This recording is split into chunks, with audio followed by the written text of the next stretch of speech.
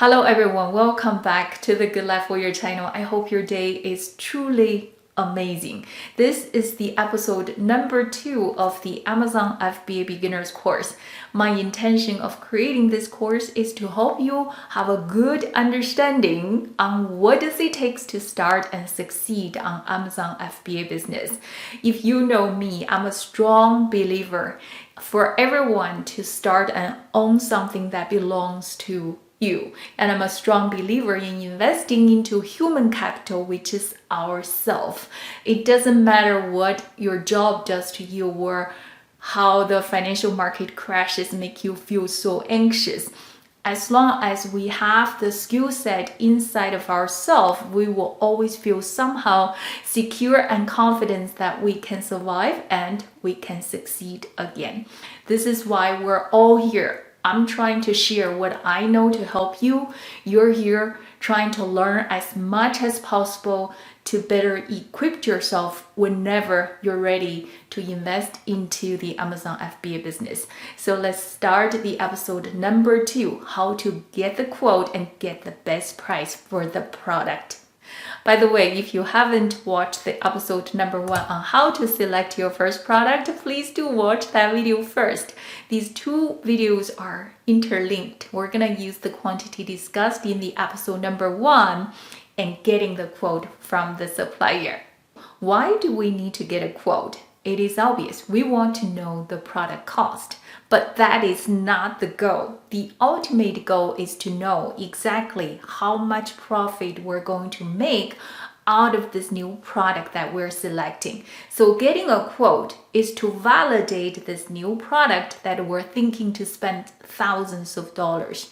If you get the quote wrong, if you didn't get this quote complete, it will be impossible for us to do an accurate profit analysis. Trust me on this, there's many beginners, 80% of the beginners don't know how to do these complete quote analysis. The end result is some people get into the business, spend thousands of dollars, but later realize that they don't actually have the profit margin. Some overestimated on the cost. Therefore, they bypass the opportunity they selected at the beginning. What information do you need in order to have a complete quote? Minimum, you need 4 elements of cost information. If you miss any one of the 4, you won't have a complete cost analysis. Therefore, your margin projection won't be accurate. I said minimum 4. I'll touch base on other elements of cost. Cost number 1 is product cost. What drives product cost? Driver number 1 is your specific product design. Many people want to customize your product, so you need to understand your customized specification is going to drive your product cost. In my hand, this is a Hydro Flask water mug. I want this top to be screwed on with a handle, very bright orange surface and double wall insulation. This specification is going to drive my water mug cost comparing to other cheap water mug, right? There is another layer of the cost driver, that is volume. How to get a quote is highly depend on what volume you ask your supplier to quote. This is an art. In the business of getting a good quote, just remember this. Volume speaks volume. Let's do a quick fun exercise. You will remember this forever. Let's say I'm sitting across my supplier, Linda. Linda, could you give me a quote for 10 pieces of the Hydro Flask water mugs? Linda looked away, looked at her phone, looked at her coworker, checked her email. I said, Linda, I asked you to give me a quote. And Linda said, What? What did you say, Miss Wang? Let's try again. Linda, can you give me 10,000 pieces of a quote on the water flux water mugs? Now, what Linda says. Of course, you want 10,000 pieces? I'll prepare the quote right away. This is what I mean. Volume speaks volume. If you understand this, let's get back to the quote and see how we're going to use volume to get the best quote.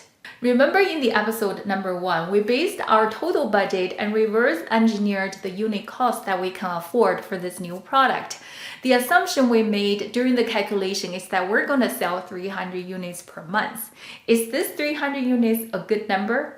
Maybe yes, maybe no. How do you know for sure? You use either Helium-10 or Jungle-Scout research tool to find out what your competitors are selling on page 1. So you average the top 10 competitors' monthly sales volume, so you get one number, right? Or you average top 10 competitors on page 2 and you get a number. If you want to sell on page 2 to sell under the radar, just use that number. That number is your critical monthly number. Why do you need either page 1 or page 2's monthly sales number? Because that's where you want to compete in order to succeed to sell your product. Now, once you have that number, we're going to plug this back to the quote template I prepared for you. In the quote master, we're going to ask the supplier to give us 3 quantities, the price for 3 quantities. The first price we ask the supplier to quote is based on a trial order quantity. It could be 200, 300, it doesn't matter. Whatever makes you feel comfortable. I'm not a big fan of placing a trial order. 90% of the time we're going to lose money on the trial order because shipping cost is going to eat a big part of your profit. However, some people feel like I'm willing to lose this money to validate the market, then go for it. Ask the supplier to give you a quote based on this small trial order quantity. That's the first price we need. The second price we need is based on the average monthly sales quantity that you get it either from page 1 if that's where you want to compete, or page 2 if that's where you want to compete, and then use that monthly sales volume times 6. Why 6? In the episode number 1 we talk about based on the total lead time. This is how much we need to prepare our inventory for the first purchase order in order for us not to run out of stock before the refill order comes in. Then the third price we need from the supplier is your average monthly sales volume, either from page 1 or page 2 times 12 months. You might be scared now. I will never issue a purchase order. I will never buy 12 months of inventory. Relax. We're never going to buy 12 months of inventory, but that number is critical for us to use as a leverage when we negotiate our price for the first order or for the trial order quantity, because we have this budget split into what we are going to tell the supplier is we're going to purchase this quantity of 12 months. However, I'm going to split my purchase order in 2. So that's the purpose of getting that third price. Now I want to give you a tip. The price you get based on 6 months buying quantity most likely is going to be the closest, the most realistic cost on product for your profit analysis. The price you get for trial order quantity is too high. Don't use that quantity to estimate your profit margin, because you might bypass the opportunity. The cost you get based on 12 months buying quantity might be too low. Don't get too illusional. Oh, this cost is so low, I can make a lot of money. In fact, you will never buy 12 months worth of the quantity. So try to use the 6 months buying quantity, that price, as a base for your profit margin analysis. Cost element number 2 is packaging cost. Packaging cost is becoming a bigger and a bigger cost of the total product, because more and more sellers want their customer to have that premier experience when they receive their product. It feels like, oh, it's so well thought out.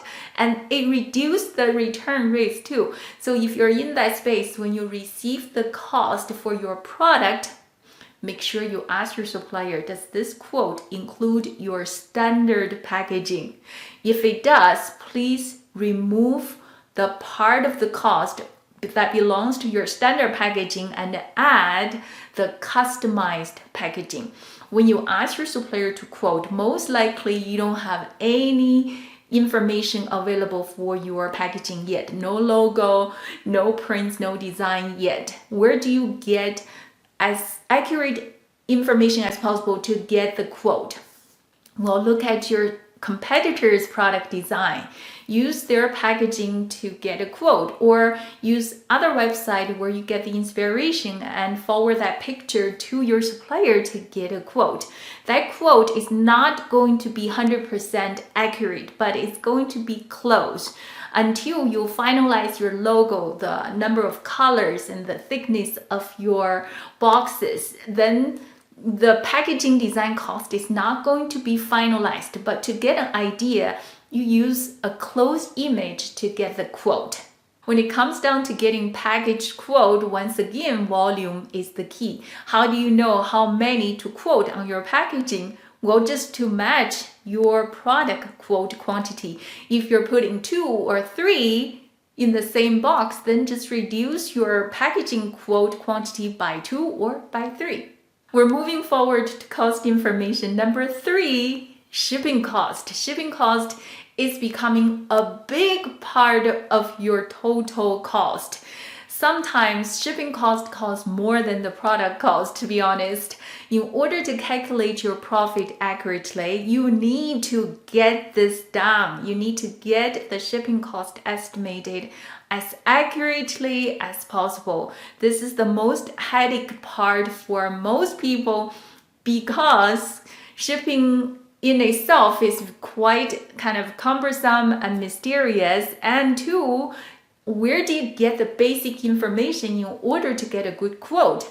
Well, I have made it so easy for you in the Quote Master because the template is already designed for you to get the information to give to the freight forwarder. And there's a forwarder in our Facebook group that we recommend, the one and only freight forwarder we recommend. Anyway, whether you use my Quote Master's template or not, you're going to need 3 basic elements of information in order to get an accurate shipping quote. The first one is weight. You need to know how much your product weighs. And you also need to know the second one, which is dimension. If this product is super light, whether it's the airline or ocean shippers, they are going to charge you, they call it volume weight, because they're not going to give you the space for free. They're going to charge you. There's a little formula they use for the volume weight. So you need both weight and dimension in order to get a quote. What's the third thing? The third thing is the Incoterm. Is the supplier is going to pay for the export cost, or you are going to pay for it? Is the supplier going to pay for delivery of your product from their factory to the port, whether it's airport or the ocean port, or you're going to pay for it? This is called origin cost. The origin cost could be a big part of the cost. 2 most popular Incoterms, I would say 3, but 2 most popular ones are either ex work, meaning the product is available at the factory and then the supplier just washed their hands. You're responsible for everything. You appoint a freight forwarder to go to the factory, pick it up, and export out of the origin country. Doesn't matter how much it costs, it's on you, and deliver to the destination. The FOB, which is free on board, means the supplier has the product available on their factory, but they're responsible to deliver the product to the tail of the ship. And they are responsible to export out the origin country's custom. There is a third one, which is DDP. The supplier is responsible all the way to the destination.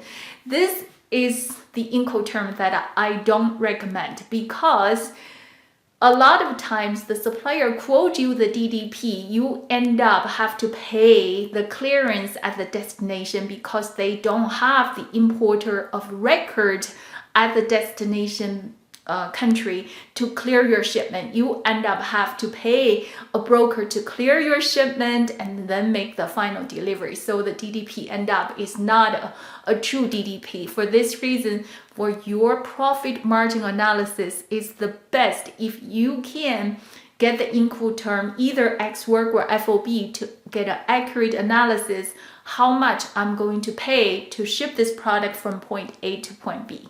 Now you know the 3 pieces of information in getting a shipping quote. Now let me ask you, what truly drives your shipping cost? Once again, same answer, volume, right? If you are getting a shipping quote for 300 pieces versus 6,000 pieces versus 12,000 pieces, you're gonna get 3 different costs. Why does it matter? It matters because per unit shipping cost is going to decrease as you ship more. This ties back to the quantity you are asking the supplier to quote for your product. The key is to get the weight and dimension for the quantity you're asking the supplier to quote.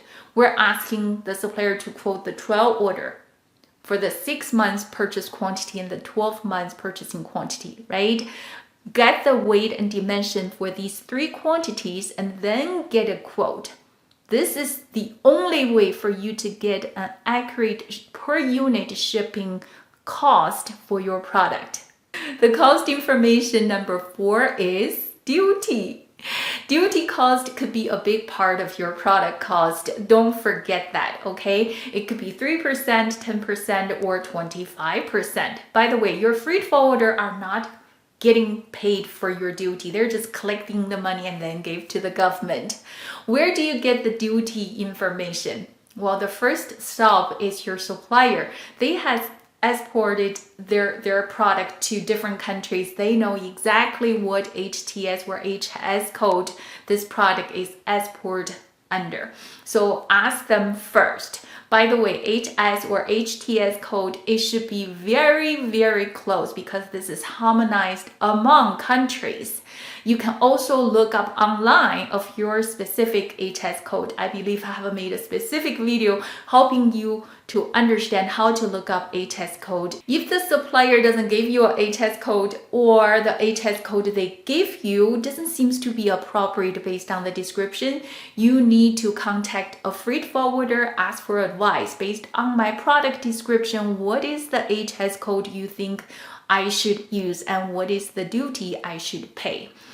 This is ultimately, it is your responsibility because if you're responsible for paying the duty, you need to make sure your HS code is correct, because if you use an incorrect one or you cheat, if you get caught, you're gonna pay a lot of penalty. Your duty apply to the commercial invoice value. Whatever is declared on the commercial invoice for the product, the duty is going to apply. For example, if this product costs $10, that's including the packaging, that's including the product inside of the packaging, then the duty is 10% applied to this $10. The duty is 24%, then applies to the $10. So it doesn't really matter how you negotiate the packaging and the product is differently. The custom treat this product as one product. The second question is, does duty cost depend on your volume? We have said many times, many costs are totally dependent on your volume, not duty. Duty apply to your cost of product and packaging. Once you have finalized your product cost and your packaging cost, whether it's a 6 months purchase quantity or 12 months purchase quantity, whatever you negotiate, whatever is declared on the commercial invoice, the duty apply on top of it. So duty is just to add on for your profit margin analysis.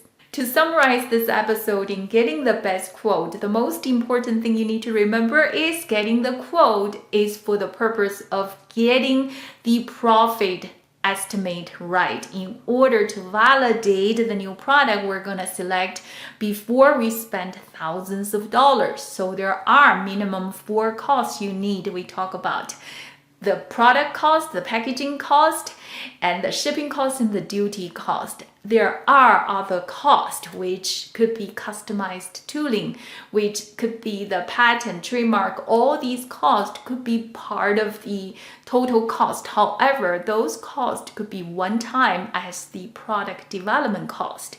For an ongoing business, if you want to be successful, you have to treat the one-time cost separate from the ongoing cost. I hope you really learned something from this episode. If you did, Don't forget to like the video and continue to watch the episode number 3, which is getting samples. That is the most important step to validate the product before we committing to the purchase orders. I hope to see you soon. Take good care of yourself. Talk to you later.